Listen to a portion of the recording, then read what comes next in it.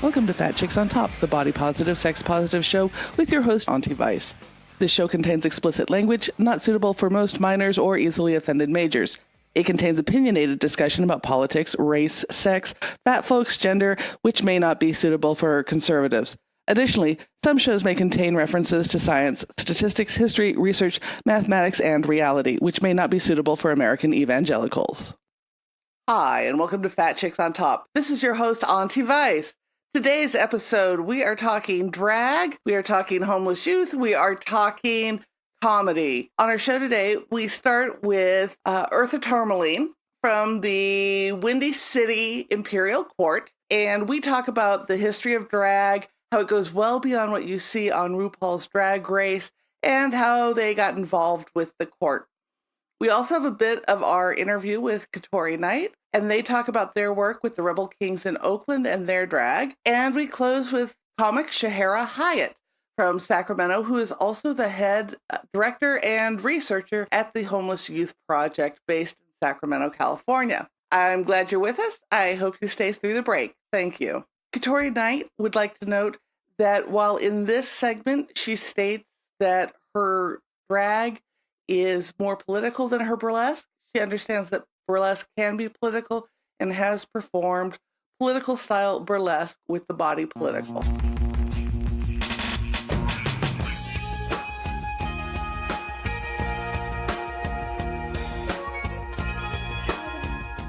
Hi, thanks for staying with Fat Chicks on Top. This is Auntie Vice. I'm here with Eartha Tremors, part of the Imperial Court out of Chicago, the Windy City Court out there. Welcome to the show. Thank you. Thank you for having me. Thanks for being on. This is most excellent.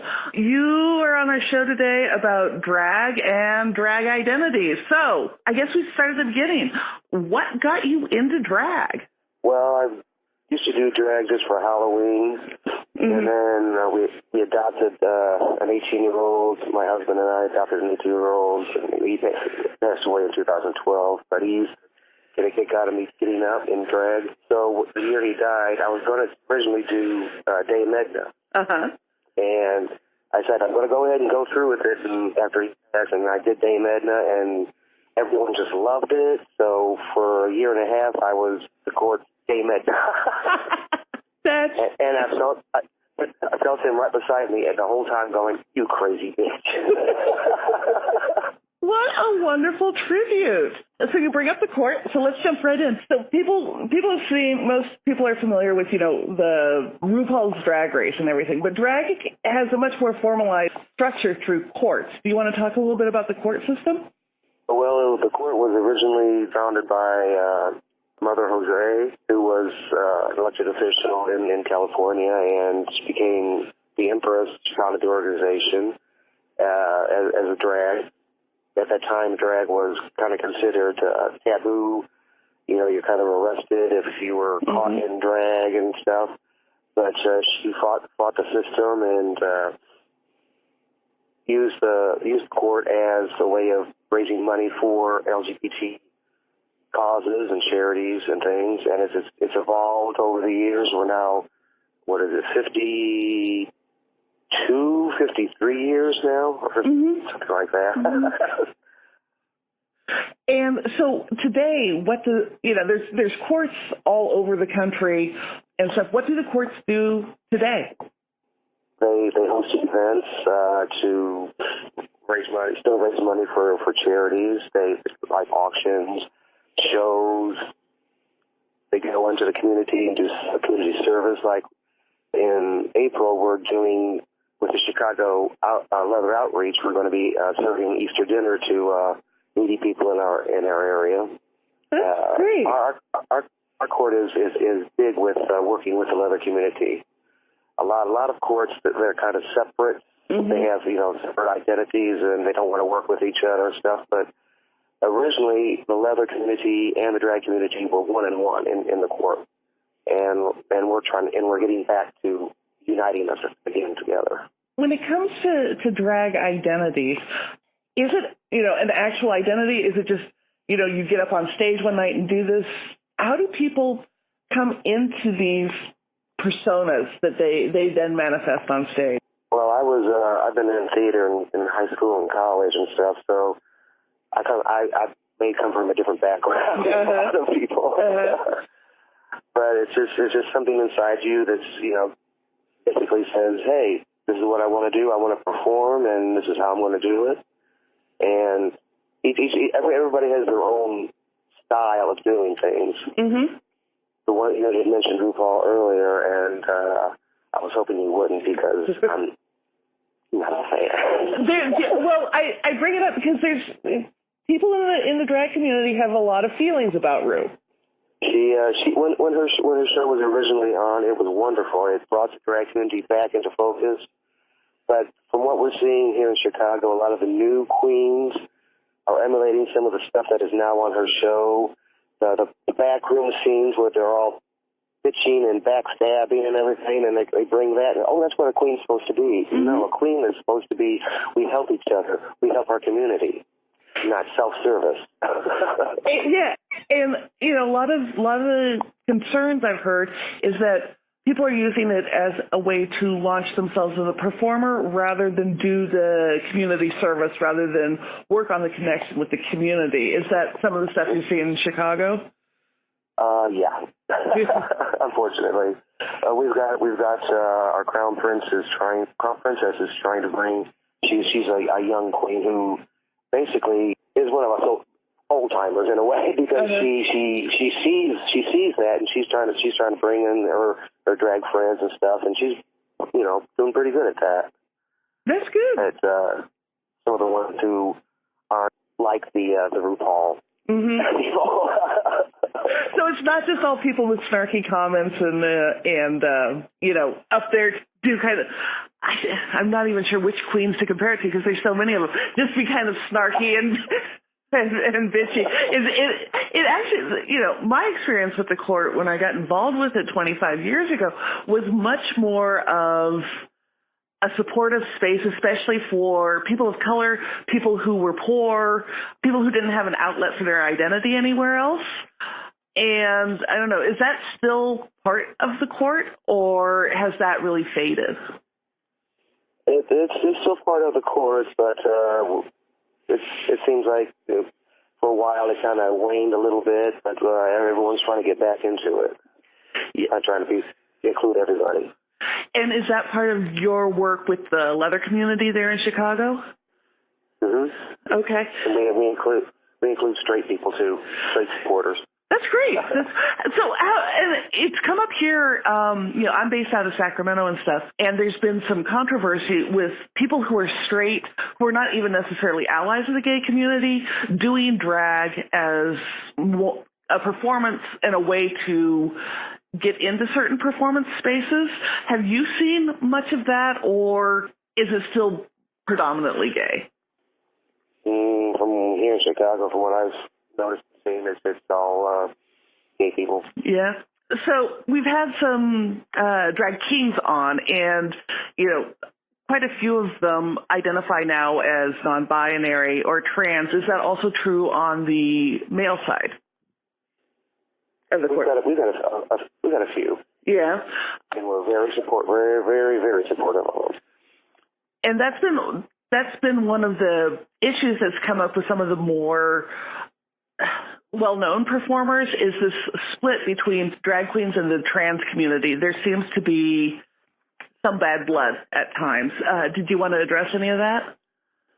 Well, I know I've heard things like, well, if you're trans, you can't be considered a drag queen because you're technically a female, but if you haven't got the surgery and everything, and you're still in transition, you can still be considered a drag queen. Okay. And we have some here that prefer to be called that until they've made that complete transition. And when I call them ma'am anyway, ladies, because I identify with them, I support them. So, what are your favorite parts about doing drag? What does it give back to you when you do drag? Well, enjoyment for one thing. I like to make people happy. Sense of accomplishment, because raising a lot of money for people who actually need it. Right now, our charities are the Howard Brown Youth Center, or not youth, so they deal with youth, but it's also a health clinic for young people and for AIDS people, and Project Fierce, which deals with underprivileged LGBT youth. Very nice. Very nice. A lot of our children say, "Come on, give $1. It's for the children." and people are pretty willing to then step up and give to charity and stuff. And you've got a bunch of drag queens out there soliciting them. Yeah, that's awesome. Do you guys? So another thing that's for the children that's come up as controversies in some areas is drag queen story time. Do you guys have that in Chicago? We have a few. They're not part of the court system, but they do it, and it's been an overwhelming success. So what's the importance of having drag queens read kids' stories to kids?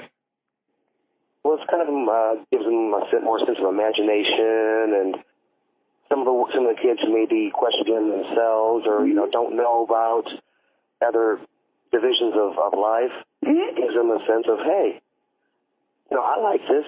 I'm okay. Is there okay? I'm okay.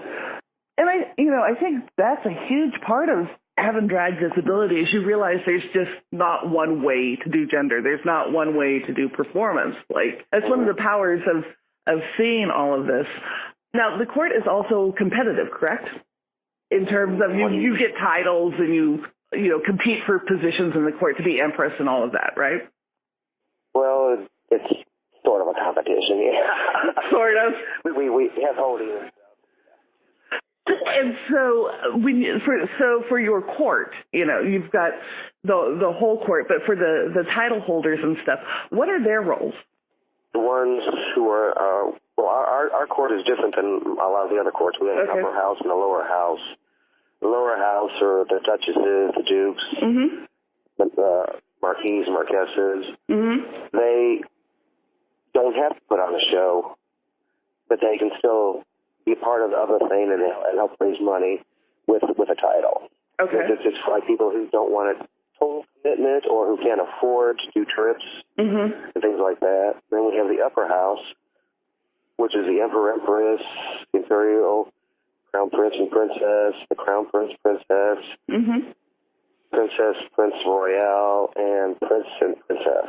Depends on what level you are. You have to do so many shows, and you have to produce a certain amount of out-of-town events, which helps. And it not only unifies the different courts when we attend these other out-of-town events, but it also promotes our own organization with the other ones.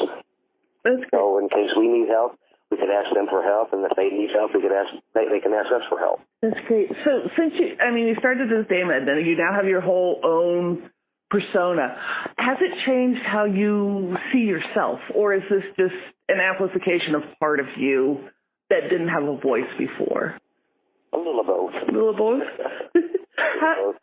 My drag has changed over the years. I'm more as our Empress 13 said, you're regal. Nice.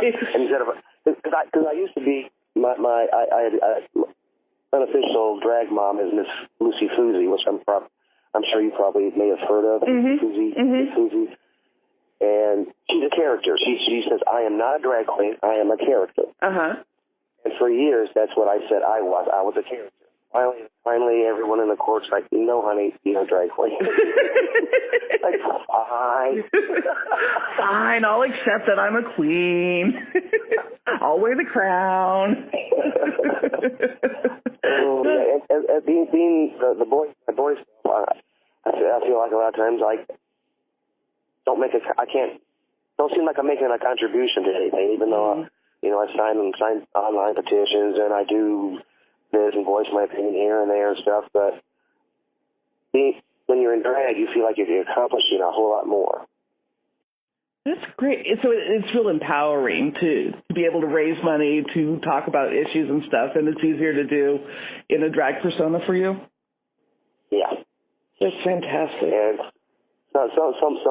some queens, they get to a point which I did for maybe a month. Mm-hmm.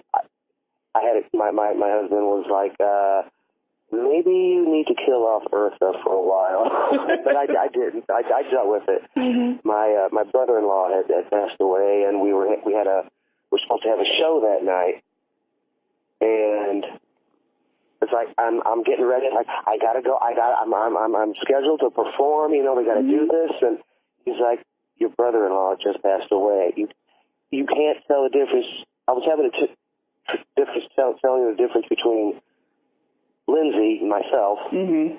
and Eartha. Mm-hmm. It's like they had fused together. And some people, when they do serious drag, they get into drag, they lose that separate identity, and that's dangerous. That's what I've been told. And I've been told that when the drag side takes over, because the personalities tend to be so big, it can be difficult to live with. Is what, yeah. as some friends have phrased it. So there's lots of different styles of drag. What's your favorite? Well, I'm old school. Mm-hmm. Camp. So the camp. That's what we started out as. That's what drag queen started out as, camp, and that's the day I die. That's going to be what it is. and what's funny is. We've heard that the young queens and young gay people here in Chicago, they want all this fancy stuff, where you show you hoochie coochie and all mm-hmm. that stuff. But to me, that's not. I used to say to me, when you're showing you hoochie coochie and stuff, that's not entertainment. Well, and the camp is such a unique style to it, you know. They say, well, we don't like this stuff. We like this stuff. Mm-hmm. But then when me and another one, we do camp. The young people, they just eat it up. They mm-hmm. get enough of it because it's something new to them. Which is so funny, because if you've been in it for a while, you're like, this isn't new, but it is new to them. I mean, they haven't seen it before. They're new. So for the folks out there who are thinking, well, everybody will get that kind of tug of maybe I want to try this. This is interesting to me. What's the best way to go about kind of figuring out if you want to be part of the drag community? How would you tell somebody to go about finding the community and getting involved? Find the community, online. All of our courts, I believe, have websites. Mm-hmm. Just type in Imperial Court, and then they should pop up in Google. Or check your city has newspapers, gay newspapers, like we have the Windy City Times here. Mm-hmm. They always have ads in there of drag shows and stuff. Go to a few and get into the feeling of it and see if this is something that you really want to do. Then approach one of the queens and ask them, can I possibly, maybe get a guest spot with you to try this out? Or a lot of the older queens, will work with you because that's what drag queens are supposed to be about. We help each other. We adjust each other's tiaras. We don't rip them off. So for people who are newer to this and may have only been exposed to it through the media, and I think all of you are bitchy queens who are trying to get your spot, it can be very intimidating to go out. In general, when you go to courts and stuff, is that what you see, or is it easier just to reach out to some of the older queens because they're a little more welcoming, or how do you go about making it less intimidating for the newbies? Well, sometimes, a lot of times it's the older queens that reach out to them if we see them, getting into it. We'll approach them. Are you interested in this? Come and join us. Whatever. Mm-hmm. Our show last night, we had a couple new drag queens who were guest performers, and the one who was hosting it, she's a young one too. And they kind of approached her because they thought, well, this looks like a fun group, to give back to the community. We had one last night was her birthday. She said, I'd rather come out and give back to the community than go out drinking on my birthday. Oh. That was amazing. That's awesome. So they approached the young court queen, and then she approached a couple of us older ones, and we got new members. That's wonderful. That's absolutely wonderful. That's so inspiring. So if people want to find you, if they want to find the Windy City Imperial Court, how do they go about that? Well, we have a website the website is currently in working. Okay. I've been having issues with our creator of the website. Mm-hmm. But Facebook page, just type in Windy City Empire and it pops right up. Excellent. And if they want to support the charities that you guys are raising money for, who do they go find? They can either go to websites for Howard Brown or Project Fears. We also do Paws, Chicago, which is for the animals, puppies and doggies. We do Jello. Every money we raise, now we raise for Jello shop. That's the cost. We raise $1,000. That's. I love that at a level that you can't even fathom. That's amazing. And we'll get links up to all of your stuff and all of the charities up on our site. Thank you so much for being on our show. Thank you so much. We love you.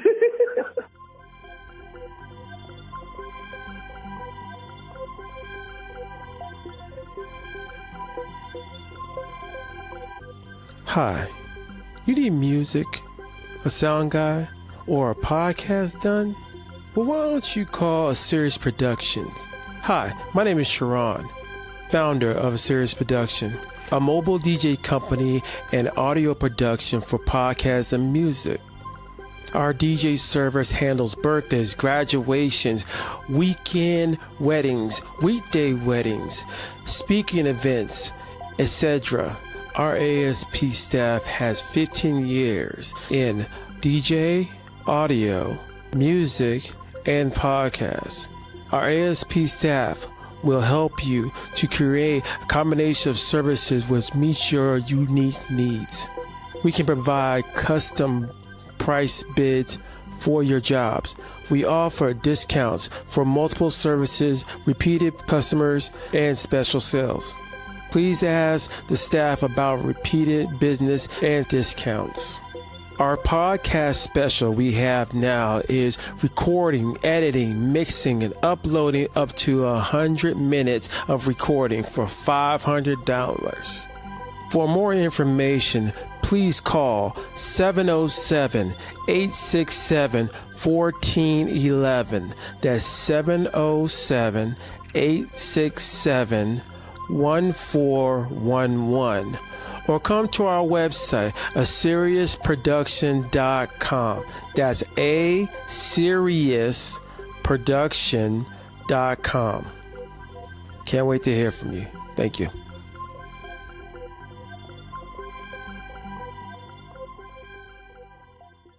So you bring up drag, and you started doing drag. Is drag any different than just doing a male style burlesque? Yes, I would say so. If I was doing a male style burlesque routine, I would probably be trying to be sexy as a man, or kind of do the same type of thing that I would do in burlesque, but more masculine in my presentation. Instead of with drag, I tend to take on more of a character. I tend to be more satirical and political with what I'm doing with the character, because in my opinion, that's why we have drag to begin with. It's a commentary on society and typical gender roles and presentations instead of just a performance. Yeah, there's definitely more of a political side to it. Now, you perform with the Rebel Kings in Oakland. Is that all drag kings, or do you also have drag queens performing with you? So I will say that I'm not a core cast member, but I do perform pretty regularly with them, and I think they're one of the most consistently entertaining shows I've ever seen. And there are drag queens, there are burlesque performers, there are faux queens. It is the most inclusive group of people I've ever met. They're really lovely, and they really want you to come perform with them. And not you personally, but yes, you personally also. But I mean, anyone who wants to come perform, they're really excited to have you come try it out.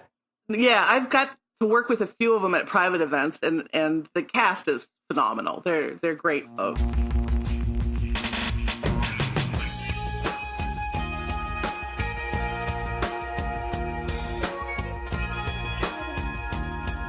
So our first guest tonight is Shahera Hyatt. I actually met Shahera when I was a researcher for the state. She is amazing. She runs the Homeless Youth Project. She's an advocate. She's a researcher.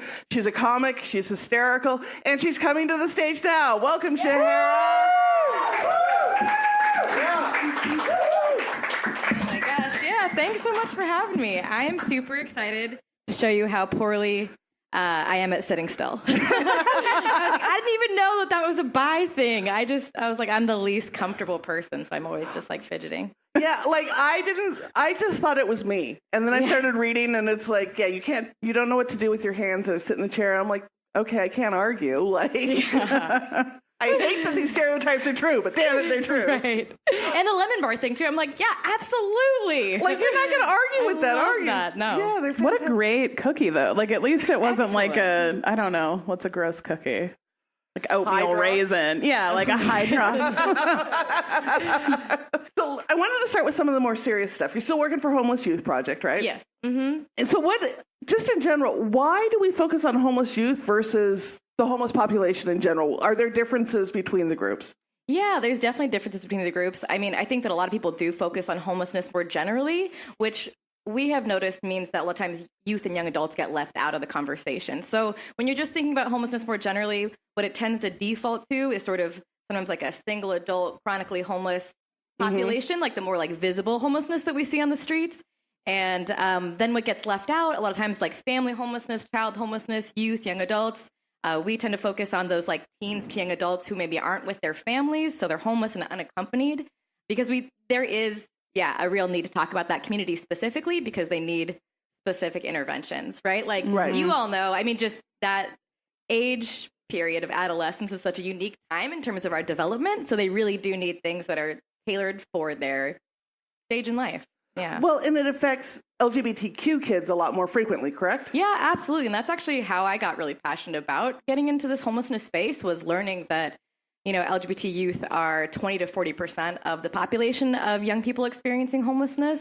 And that's true not just like in San Francisco and LA, that's true across the state and across the country, so even in our like suburban and rural areas. And why is that the case? Why do queer kids get homeless more often? Yeah, so a lot of times they're kicked out because of their sexual orientation or gender identity or expression. And then also they become homeless because of the same reasons that everybody else is, which is honestly, you know, the inability to afford and maintain a place to live. But these young people in particular are also discriminated against in terms of housing, employment, education, child welfare, the juvenile justice system. I mean, you know, we're standing on a mountain of literature in each of those fields, and and not really talking enough about it. Yeah. So as you go out and do the advocacy, we have an exploding homeless population here in Sacramento. What are steps that people can take to help limit the impact on kids right now and provide services? I mean, people are always dropping off clothes at bins and stuff, but does that actually do anything, or are there other steps we can take? Right, yeah, it kind of depends on who the people are, you know, that we're talking to. So, so I think for people that aren't necessarily involved in, like, movement work around homelessness or not policymakers or working with the community, I think something that we can do is try to interact with folks that, you know, across economic lines and people experiencing homelessness, because that's the most humanizing thing that we can do, I think, really for ourselves. I think sometimes people think that it's like almost like a life hack to tune out the trauma and injustice that we see around us. I would say that the opposite is true. I think that we should all really try to tune in to what's happening with this community, you know, either on an intellectual level or an emotional level. And I think that one will draw you to the other. So that's, I think for me, the biggest thing, right? It's like, that's also how we overcome so much of our bigotry in general, is to try to interact with communities that we don't necessarily belong to change our, you know, stereotypes and understandings. And then we become passionate. And then by listening to the community, we understand their needs. And then we can be better advocates. So create relationships, listen, and talk about what you hear. Yeah. And I have a question. It came up on Twitter on a feed that I was interacting with a bunch of people. And because the show does a lot about how your body mediates and body positivity, somebody asked, how do you feel sexy when you're homeless?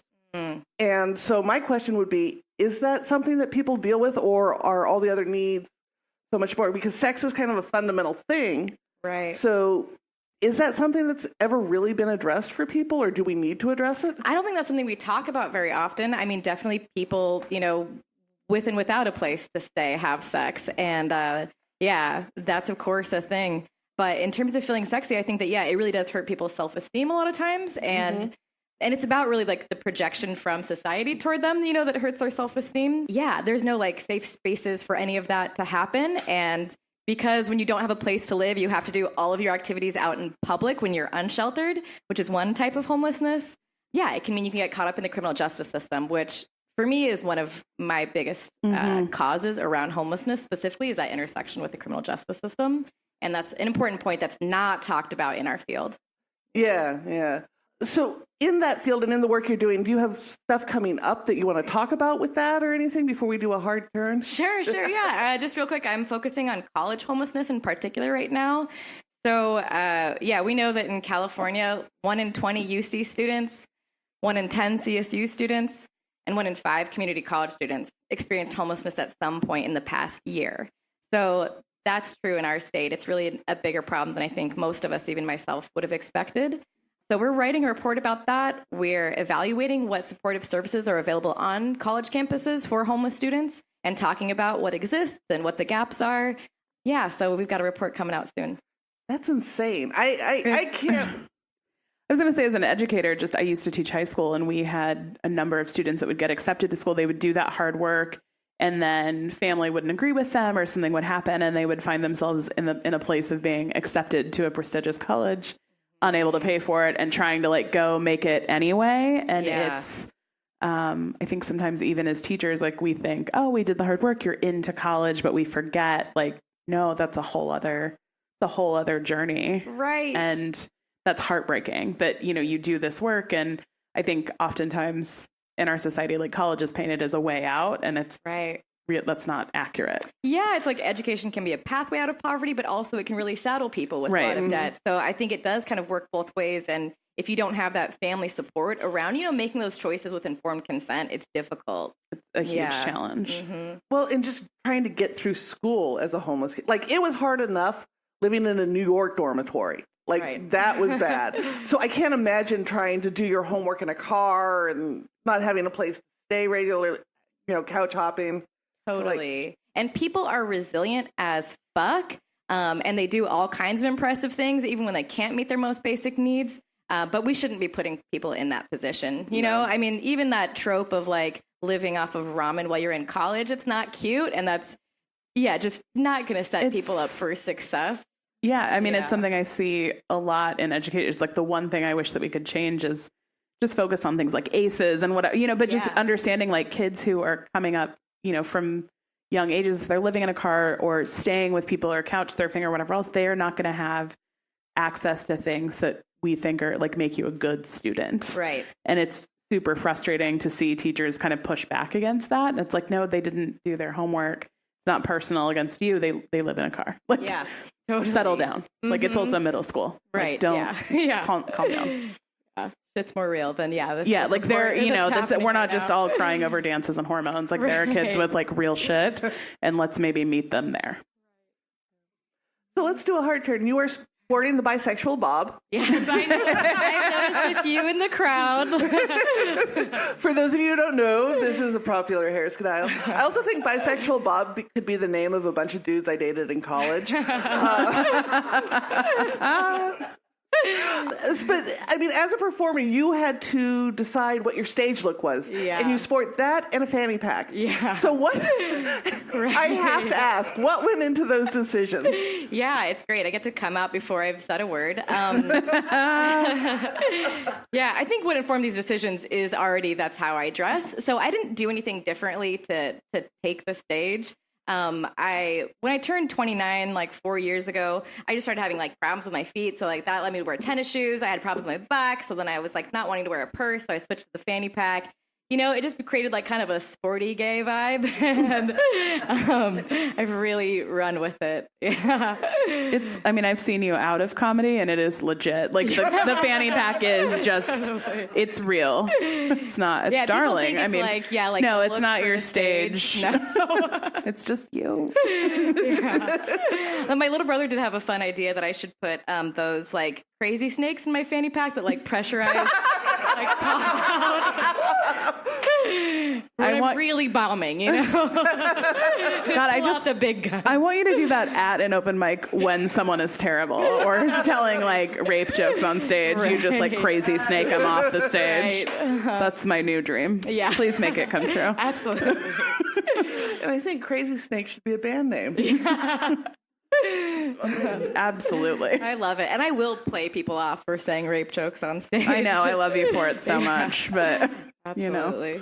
Is that still coming up? I haven't been to an open mic in a while. I hide in Napa. I have self-preservation.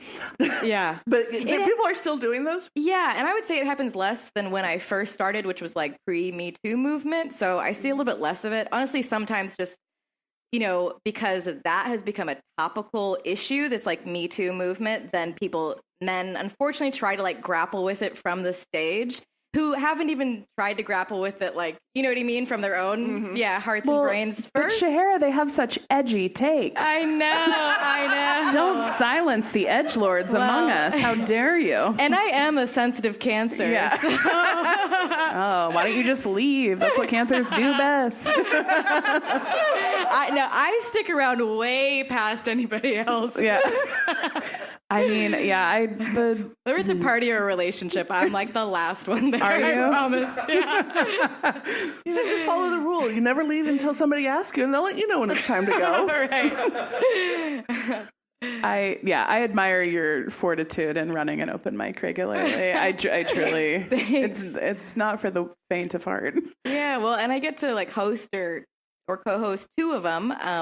They're both, they're pretty different. One's at the Comedy Spot every Monday night, super fun, 8 p.m. And then the other one is at the Lavender Library, and it's an LGBTQ specific open mic stand-up comedy. It's one of my favorite things that happens all month. The second Wednesdays. Yeah, at 7:30. It's a blast.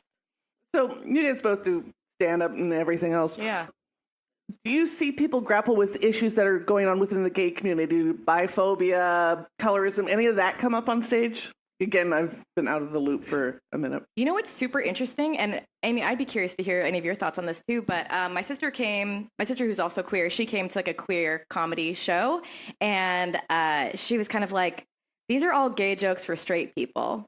Mm-hmm. And honestly, I would say too, until more recently, where I've started to do a lot more kind of like queer specific shows and the queer open mic, a lot of, my like queer jokes have been geared toward a straight crowd. So it's like where you think your punchline's going to be is more, to shock like a mainstream audience. But when you're speaking to your community, they're just like, you use it a strap on, keep going. What are you talking about? Right? Right. Like, where's the humor? A recommendation or something I can use. Yeah. Right. It's funny. I was on a show last night that was not queer specific, but I have a lot of jokes about being gay, obviously. And I started talking about one of them, and a dude from the back row yelled, "Not a surprise!" Like he wasn't shocked that I was gay.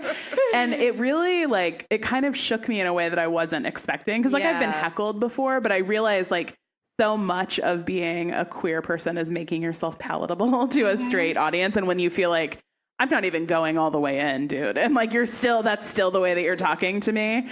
It was a real interesting moment for me just to think man, and I do love a queer space or a queer show when you're I've done jokes about Tegan and Sarah, the Indigo Girls, and a straight audience is okay. Those sound like nice bands, and a lesbian crowd dies. It's just interesting to see. And so, I don't think that as a queer community, in comedy, I feel it's still we're still kind of coming off of Ellen as show pony years where there's so few famous queer comics still. Yeah, and actually I got heckled super recently. One of the jokes I've told the most often, I say, I'm bisexual on stage, and and this guy yelled from the crowd, "Prove it." Oh. And I mostly just kind of berated him, but what I wish I had said was, yeah, your mom and dad here, I'll fuck them both.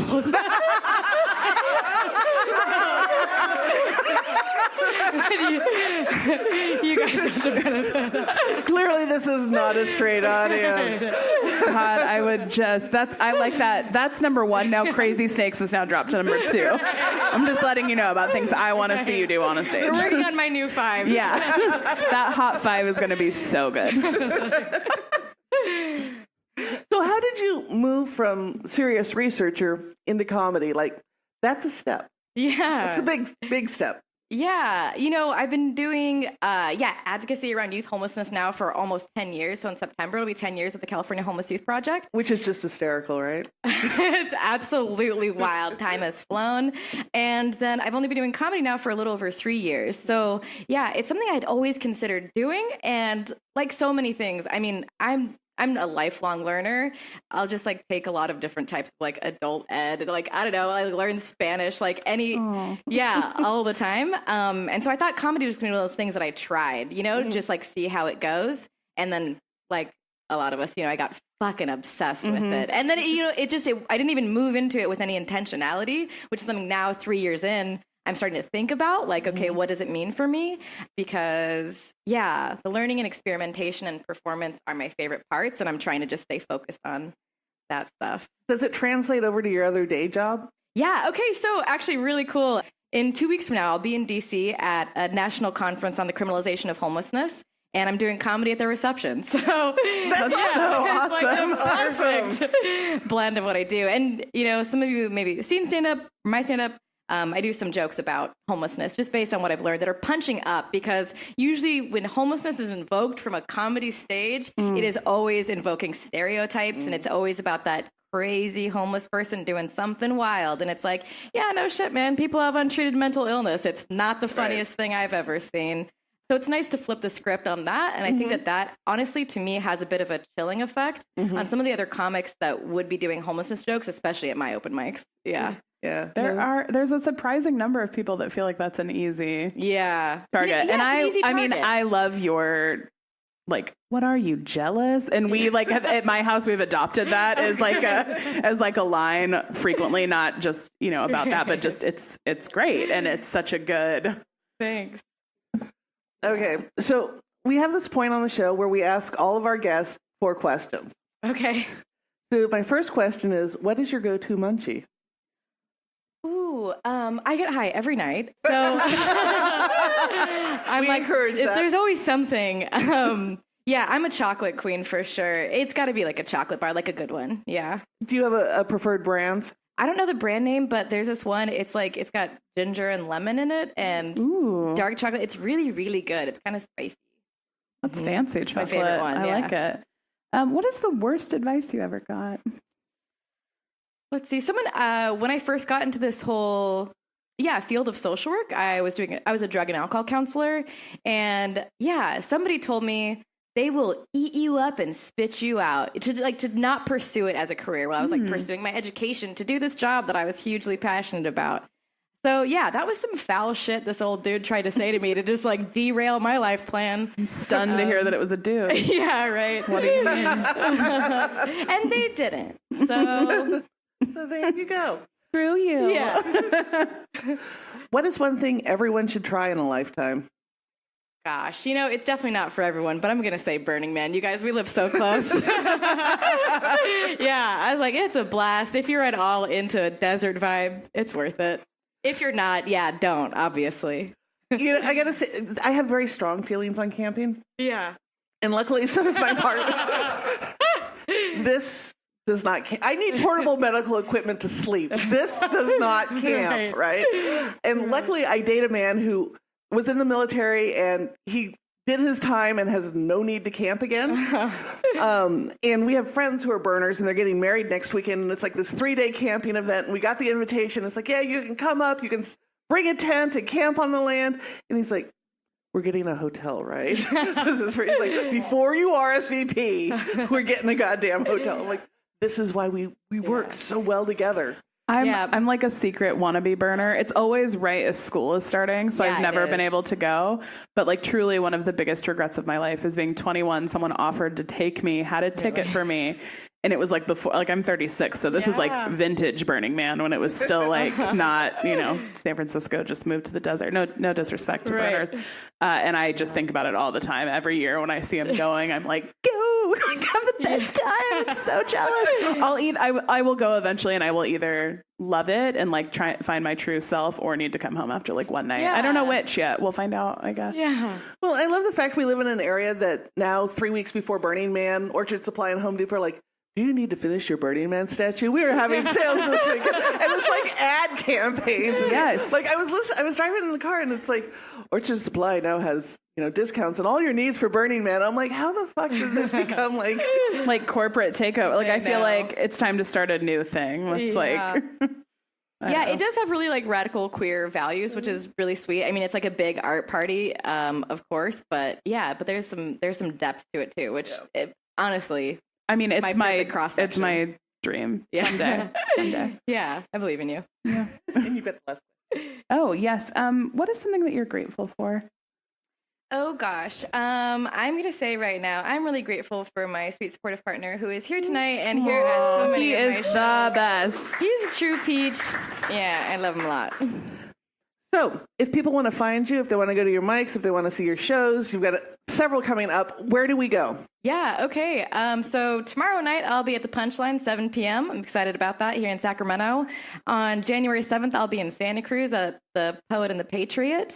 Yeah, you can catch me any Monday night at the Comedy Spot or every second Wednesday at the Lavender Library. Sweet. Yeah. Thank you for coming on. Woo! Thank you.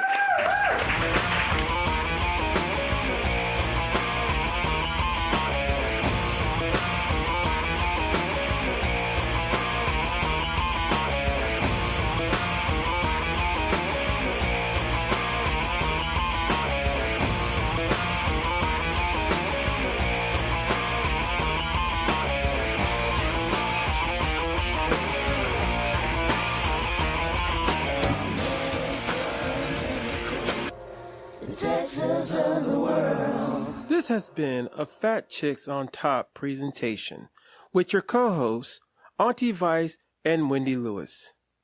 Sound provided by Sharon Smith of A Series Productions. All things Fat Chicks can be found on our website at fatchicksontop.com. That's fatchicksontop.com. Or check out our social media for more information. That's Fat Girls on Top on Twitter and Fat Chicks on Top on Instagram, Tumblr, and Facebook. Please review our previous episodes on iTunes, Google Play, or all podcast streaming services. Please support the Fat Chicks by buying us a tea or purchasing our merch on our website. And thank you for your support.